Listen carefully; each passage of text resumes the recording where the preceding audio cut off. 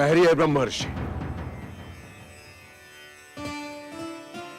प्रणाम ब्रह्मर्षि वशिष्ठ। ब्रह्मर्षि, आपकी तो सदैव ही रघुवंश पर बड़ी कृपा दृष्टि रही है, और आज आप ही रुष्ट होकर जा रहे हैं। कुलगुरु दशरथ की रक्षा कीजिए, रक्षा कीजिए दशरथ के कुलगुरु। ब्रह्मर्षि विश्वामित्र, क्या सचमुच याचना की कोई मर्यादा नहीं होती? क्यों नहीं होती ऋषि कुल श्रेष्ठ? क्या आपको ऐसा प्रतीत होता है ब्रह्मर्षि कि कोई भी सर्प अपनी मणि को सरलता से दान में दे देगा? और क्या आप ऐसा मान बैठे हैं कि आपके एक बार कहने पर ही कोई मछली जल को त्याग कर मृत्यु को स्वीकार कर लेगी? हे महान विश्वामित्र, क्या आज तक किसी याचक ने किसी दाता से उसके श्वास दान में मांगे हैं? नहीं ब्रह्मर्षि, याचक याचक होता है, हत्यारा नहीं होता। किंतु आप तो मेरी वशता समझते हैं। वर्षों से मैं इन राक्षसों के प्रकोप से, इनके आतंक से भागता फिर रहा हूं। विश्व कल्याण के लिए, मानवता के कल्याण के लिए जो कुछ करना चाहता हूं, वो बिना श्री राम की सहायता के नहीं कर पाऊंगा। राम मेरी विवशता है। मेरी समस्या का समाधान केवल वही है। ब्रह्मर्षि,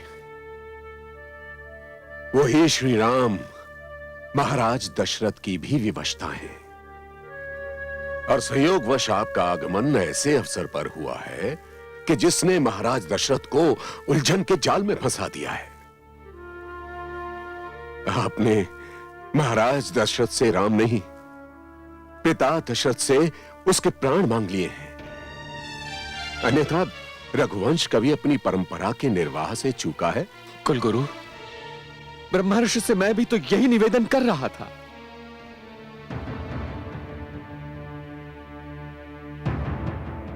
अयोध्या नरेश, कुछ समय के लिए आप राम के पिता से चक्रवर्ती सम्राट दशरथ बन जाइए। तनिक सोचिए,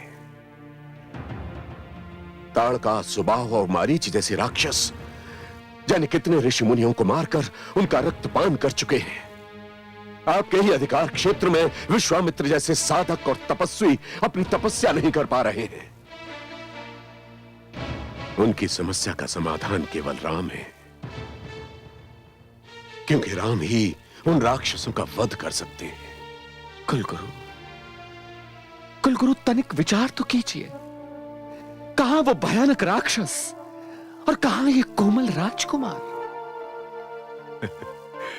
नहीं महाराज दशरथ, अपने पुत्र राम को कोमल कहकर उसकी क्षमता और अपने कुलगुरु वशिष्ठ के कर्तव्य को मत नकारिए। अभी तक राम आश्रम का कठोर जीवन जीने वाले राम हैं। राजभवन तो वे अभी पहुंचे हैं, और आप मात्र अपने पुत्र के विषय में न सोचें। सोचिए, जब आप मेरे आश्रम से आए थे तो आते ही आपके पिता महाराज अज ने आपको देवासुर संग्राम के लिए भेज दिया था। आपने अकेले ही पूरी असुर सेना को अपने रथ द्वारा 10 दिशाओं में खदेड़ दिया था और दशरथ कहलाए थे। ऐसा प्रतीत होता है महाराज दशरथ कि मेरी शिक्षा के उपरांत भी आपको आशंका है कि राम उन असुरों का वध नहीं कर पाएंगे। जो अवसर आपके पिता ने आपको दिया था, क्या वही अवसर आप अपने ज्येष्ठ पुत्र राम को नहीं देना चाहेंगे? वो राम जो भविष्य में आपकी प्रजा का रक्षक बनेगा। गुरुदेव ने सत्य कहा पिताश्री।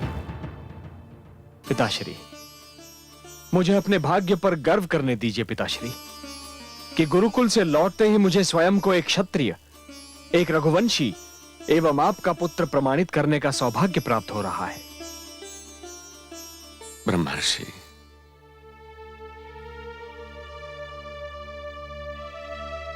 मुझे क्षमा कर दीजिए। आपने सत्य कहा था कि मेरे विवेक पर, मेरे मोह रूपी राहु ने ग्रहण लगा दिया, किंतु अब वो ग्रहण हट चुका है।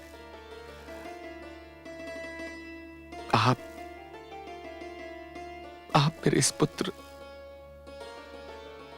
राम को ले जाइए, ले जाइए मेरे राम को। महाराज,